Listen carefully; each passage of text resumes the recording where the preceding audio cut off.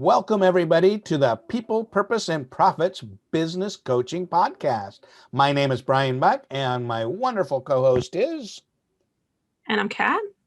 And we are super excited today to serve you, the small to medium-sized business owner. You might have a team between 5 to 500, or you are a solopreneur, coach, or consultant, but all of us are wanting to increase the hearts and smarts of ourselves and those that we impact, so that way our business and life can be successful. So we're going to just do kind of a fun episode today. We usually do very specific topics, but if you're like us, we're always wanting to read and learn and grow. So I thought we could talk just about a few books that we've been recently reading and kind of an overview and things that we're finding interesting about it. Kat, you want to kick us off? Yeah. One book recently that I been reading and I found very, very fascinating. It's called Happy Money by Ken Honda. And he is, I believe, from Japan or China. Sorry about that one. And what he is, he's a self-made millionaire and talks about the story of money, how growing up he saw his dad come home one day being very distraught because one of his clients, and I believe they were friends as well, took his own life because he didn't have the money to pay back loan sharks. And not only did he take his life, he actually killed his entire family because he knew that his if these loan sharks came after the like his family, they would undergo a lot of torture. So he basically just did that for everybody. And the message is that as he grew up, he saw money in like a negative way, and how that bleeds into the things that we do in life in regards to money. So I thought what was powerful in the book is he shares how he started like interviewing people who have become millionaires themselves to see what the mindset is, to understand energy of money. And one of the greatest advice that he given from a billionaire, self-made billionaire, which was his mentor, is that he asked, okay, what is that one tip that you can give people who want to make money? And because this guy was a billionaire, Ken thought like, here I am, I'm gonna get like, a secret formula, I'm gonna, be deliver something to the world that nobody knows about. And his mentor said, thank your money. Hmm. And he said, what? And when you sit and think about it, the concept is really, really simple. But when you start applying it and when you start understanding the concept behind it, it becomes such a powerful tool. And oftentimes, what we do, especially when we have too much month at the end of our money, is we start resenting money. We start blaming money as the problem for our pain, for our unhappiness. And we have a really negative connotation in regards to money, right? But in truth is that the money is just energy. And if we resent it and we attach it, it's like if you're in a relationship with someone and you're constantly criticizing that person, they're Hmm. obviously not going to return to you with something nice to say. And it's the same thing if we engage in a different mindset and if we look at money as just as if we were in a relationship with it, and we understand what we project on it, we start understanding the mechanics of why that relationship is strained and why it's showing up the way it does in our life. Wow, that's powerful. It just makes me think like kind of a theme in this show when we think about the people, purpose, and profits aspect. A key piece for the people piece is having self-responsibility and your own accountability and commitment. And whenever you blame, it means you're you're giving up your self responsibility. So I love how I think it's easy. We always think about blaming people, like, like no one wants to blame people. But if we blame money or situations, yeah, in a sense, we're choosing to be a victim and don't believe we can influence it versus really Right. owning it. So that's a great story. And everything outside of us is just a projection. And this was probably one of the hardest lessons for me to learn because, just like you said, I don't think I was taking a lot of responsibility for the way I thought. And, when I realized that I'm giving away my power to things outside of myself, it's like, no wonder, right? I'm acting as a victim and I'm looking at life through that victim lens. But when you take back that power and you understand that everything has to do with the thoughts that you think, it's like game over. It's what can Right. you create from that point on? Is like what can I build, and it becomes a beautiful journey. It becomes more about your expression and growth rather than lack and limitation. I love it. That's so in line with the high performers that I coach because it's all about how do you go from idea and then we speak words into reality. And everything starts as an idea, which means good or bad. If we have poor ideas about things, they aren't going to be transmuted into something that's going to serve us well. So that's awesome. Well said. So, what is one of the books that you've been reading lately that you want to Yeah, share with the audience? I just recently finished an amazing book called Captivate by Vanessa Van Edwards. She did a TED talk, and she's a behavioral scientist.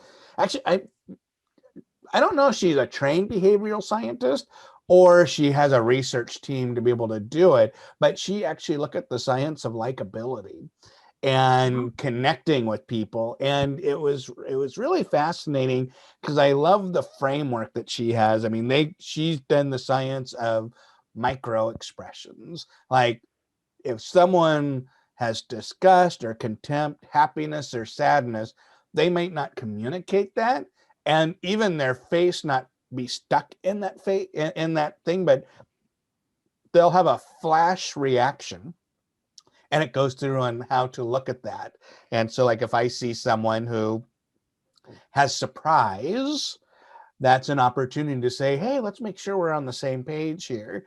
What Uh-huh. surprised you? And I just like this, the ability to be able to read so that way you could serve better. And talks about how to work a room. So if you're ever at a networking event, where do you stand? Do you stand by the door? Do you stand where everyone's trying to get their drinks and the food? Do you stand by the food? So she figured out by observing the science of it. But what I think is really powerful um, is she has this framework on one is you got to understand yourself first.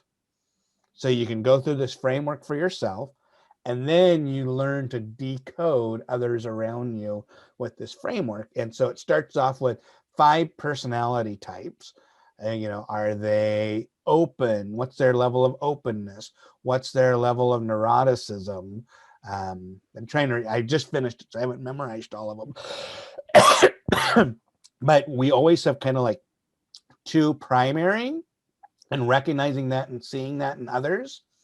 Then she has another inner circle, which is about 5 love languages in the workplace, Wow. and recognize um, how they give appreciation is often how they want to receive appreciation, and Hmm. how to know what your top two are and what their two are. Because so often we have problems because we're showing appreciation in ways that isn't that. So when you care about others and you have empathy, you can adjust your communication. So when I give someone appreciation, they're like, oh my goodness, that was exactly what I needed. That's because I'm choosing to give you in the way that you like to receive it. So valuable. And then the middle part is recognizing people's values and understanding that as we can appeal and connect with people's values, And so I just love what's their personality, what's their appreciation, what's their values. And just that lens is so powerful in how you interact with your family, your customers. I mean, especially your customers. You think about um, your ideal customer avatar. Have you done one of these? Do you know what the personality type? So often we say, what are their hopes and dreams? Where do they live? What keeps them up at night?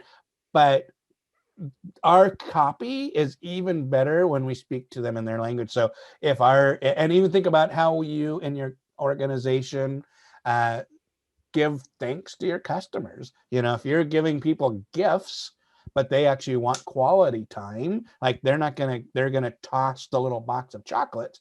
But if you did a 10-minute phone call thank you of appreciation, that would mean the world to them. So there's lots of really cool things in that book. And I love that it's all about the science, because that's one of the pieces that I always call about the science of success. Despite our mindsets and how we feel, there's a lot of things, if we just did them, you will be successful no matter what. And this is by looking at the science and how to do it. So it was a really powerful book. I might have shared this on another episode, but there's a great story about vulnerability and how vulnerability actually connects us. There was a study done. Person was talking, and then the person was talking again, and they had a cup of coffee which they spilled on Oh, camera. yeah. And then they asked everybody who was more likable, and everyone chose the one who spilled the coffee, because as much as we try to be perfect, it's our mistakes that show that we're real people, and we Mhm. connect with that. So Relatable. yeah, so Agree. it's a highly recommended book. It's one of the best books I read in a long time. Wow. Well, I'm definitely gonna have to grab that one. Yeah. Oh my goodness. You Super want to fun. share one more and I'll share one? What's another book? The other one, I'll share a couple more actually. The other one I wanted to share, and I think a lot of people may know about it. If you don't, I highly recommend that you get it. I know at first I actually got the audio book and I had to get the print version just because it was that good. It's called Atomic Habits. Oh And yeah, you know, do you have you read it? parts of it, Okay. because so much of it's tied to the Kaizen stuff. I get the concept, but I do know it's a great book. And I think, the title says it all, but I do Yeah. recommend that people read it and because there's so much to take away from it. And a couple of things that really stood out to me is especially for people who work from home is creating that space where you know that when you sit down, your brain goes into work mode. And if you don't have an entire room for yourself, how can you set up just a little desk somewhere? And what type of ritual can you do before you sit down so that your mind goes right into what needs to get done instead of being distracted? Because especially because we're working from home, we don't have that transition that help us go from this is work, this is like my personal life, and this is my work life, right? Because when you get into the car, you have the time to transition. And we don't recognize that those are the habits that switch certain gears in our brain, right? Mhm. And this book reminds you of the importance of that. So, especially if you're an entrepreneur, you're working from home and you're struggling to create boundaries or you're you're seeing a lot of things mixed together, this is really, really powerful. And the other thing that really stood out to me was the concept of identity. And it was said in a way that really made a lot of sense. And, I love, like, I always use the metaphor of losing weight because I think it speaks to a lot of people. And it is that if we try to just set habits because, we want to lose weight, then it becomes a battle against some of the things that maybe we're like struggling against, such as lack of self-love or something that's underneath the habit of like overeating or not exercising or whatever it may be that contributes to being like heavier.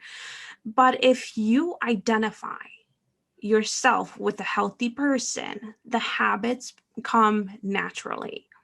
And that's why de-identity, like creating de-identity through like repetition, through understanding what is that identity, because oftentimes we look only on the outside and we don't see what goes underneath, which is the energy, which is the connection with people, the acceptance. There's like so many elements that go into how we identify ourselves with what we're trying to do and why we're trying to do it. So I highly recommend it. That's so powerful. I'm spacing on who the TED Talker is. I actually wonder if it was James Clear.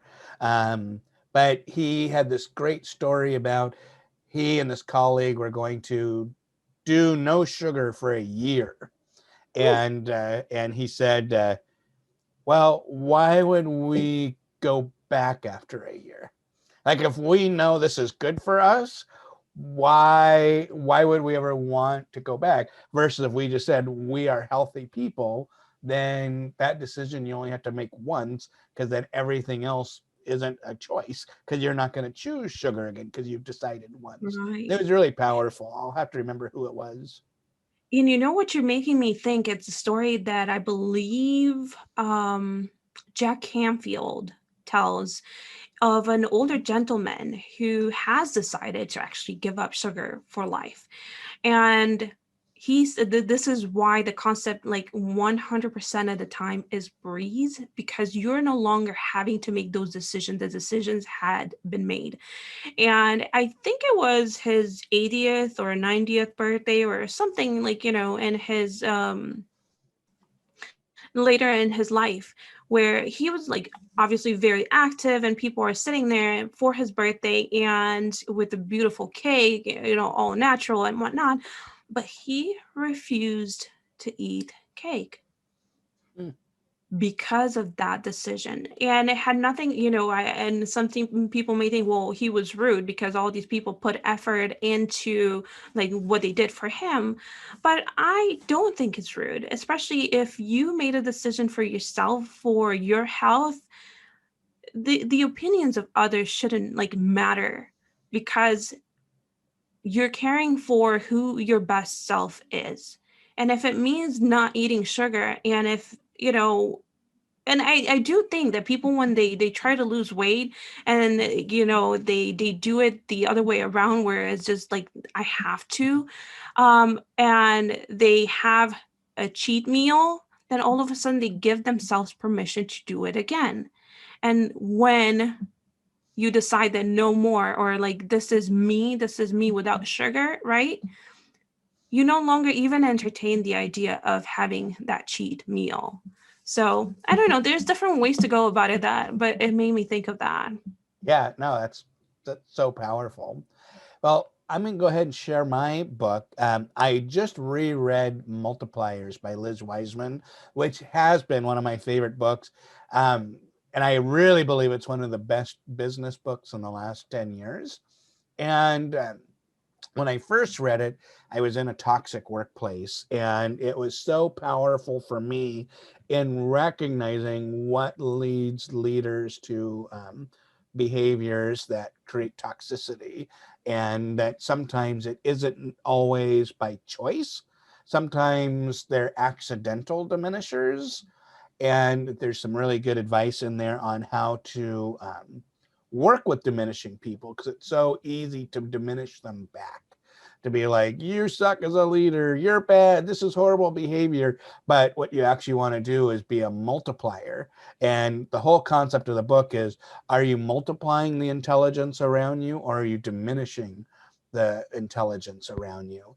And how diminishers, whether they're doing it on purpose or default, she calls them accidental diminishers.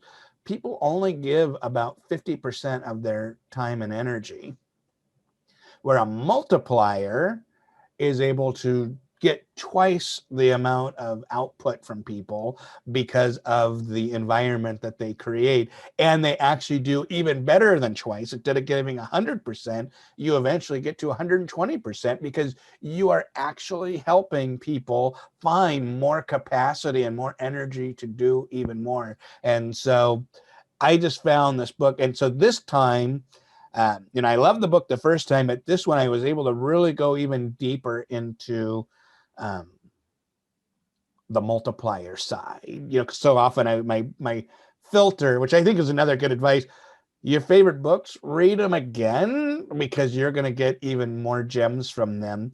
And one of the pieces in there that really stood out to me was she talks about the talent magnet versus the empire builder. So the talent magnet is a multiplier who people are choosing to work with them. They are someone who was recognizing talent and pointing people out, believing in them, where the empire builder is just adding people kind of like minions. It was more about them than it was others. And I Yeah. think about the work that I'm doing with clients on making dream teams, of helping teams perform in ways that help them enact their strategy better. To me, it's all about that talent magnet piece. And so it's such a powerful book because there's 5 kinds of multipliers.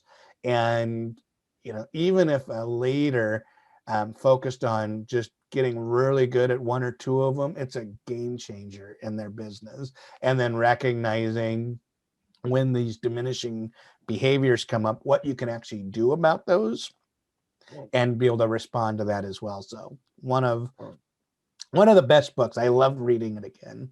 Well, I know I definitely wrote it down because I think I've heard you mention it a couple of times, but I'm definitely determined right now to go Yeah, grab it because it sounds like it has a lot of great advice.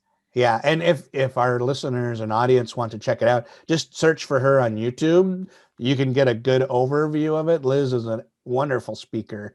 It's got a lot of really fun stories, and that'll give you a good overview of the book. But the book has so many other gems in there. It's worth it too. Yeah. Well, you want to know what a gem is our audience. And we want our audience to be able to catch our episodes when they come out. So subscribe to our YouTube channel and subscribe to our podcatcher of choice. And also join our Facebook group, People, Purpose, and Profits Business Coaching Podcast Facebook group. We share our episodes. You can interact with Kat and I or other business owners, and we want to help you be successful. Go in there and share some of the books you're loving. We would love to, as I said, we love books, and so give us recommendations what you think we'll enjoy as well, because we love to learn. Any last comments? No, I'm definitely gonna, go grab the books that you've shared, and I'm always, obviously, I don't love books. You can look behind me. Yeah, For yeah, those of you who are listening, I have a couple of shelves, and I always tell it, and it's amazing how much we grow when we add books to our library. And I know in the past 5 years, I went from having maybe 10, 13 books to now having close to like 1,000. So I definitely know the importance, and it's expanded my mind beyond like the things that I've known. And it's just amazing of how much we can help others when we read and inform ourselves, how much we become as leaders, and the type of perspective we can share with others once we